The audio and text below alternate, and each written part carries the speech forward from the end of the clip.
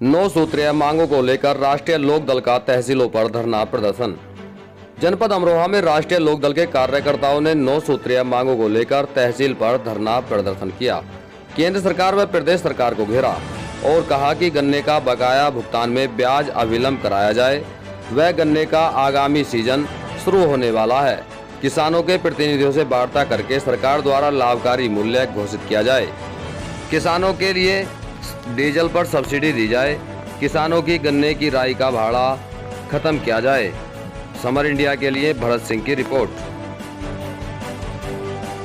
माननीय जयंत चौधरी जी के निर्देशानुसार 28 अगस्त को राष्ट्रीय लोकदल किसान क्रांति दिवस के रूप में मना रहा है और आज प्रत्येक तहसील पर राष्ट्रीय लोकदल ने धनौरा, अमरोहा, नौगांवा सादात और हसनपुर चारों तहसील पर धरना प्रदर्शन करके 9 सूत्रीय ज्ञापन सौंपा है। जो किसानों की विभिन्न मांगें हैं उन मांगों को लेकर हम सब ने धरना प्रदर्शन किया है। लगातार भारतीय जनता पार्टी, चाहे वो प्रदेश की सरकार हो चाहे वो केंद्र की सरकार हो, लगातार किसानों और युवाओं का शोषण करने का काम कर रही है। ना तो युवाओं के लिए इनके पास कोई रोजगार है और ना ही किसानों की फसलों का वाजिब दाम। हमने इन्हीं सब विषयों को लेकर, चाहे वो बिजली का मुद्दा हो, किसानों के ट्यूबवेल की बिजली फ्री होनी चाहिए, किसानों का जो बकाया मूल्य भुगतान है गन्ने का वो तुरंत प्रभाव से मिलना चाहिए, मैं ब्याज के उन्हें, और ऐसे ही 9 सूत्रीय ज्ञापन हमने आज एसडीएम साहब के माध्यम से माननीय राज्यपाल महोदय के नाम सौंपा है। अभी मुख्यमंत्री ने किसान संवाद कार्यक्रम किया था जिसमें उन्होंने किसानों के लिए कई घोषणाएं की। उनकी घोषणाएं हवाई हैं, ज़मीनी स्तर पर कोई उनकी घोषणा अमली जामा नहीं पहनती है।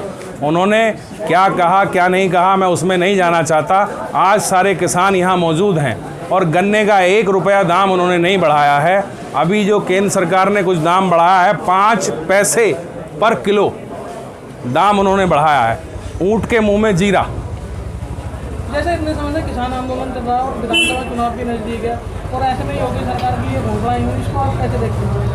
देखो, किसान आंदोलन जब किसी के अंदर बहुत ज़्यादा अहंकार आ जाएगा तो आज भारतीय जनता पार्टी की, चाहे वो केंद्र की सरकार हो चाहे वो प्रदेश की सरकार हो, वो पूर्ण रूप से अहंकार में भरी हुई है। और जब साथियों को अहंकार में आ जाता है तो ये साथी जो किसान और युवा हैं ये पूरी तरीके से उनके अहंकार को चकनाचूर करने का काम करेंगे और प्रदेश में माननीय जयंत चौधरी के नेतृत्व में एक नई सरकार बनाने का काम करेंगे, जो किसानों की सरकार हो, जो युवाओं की सरकार हो।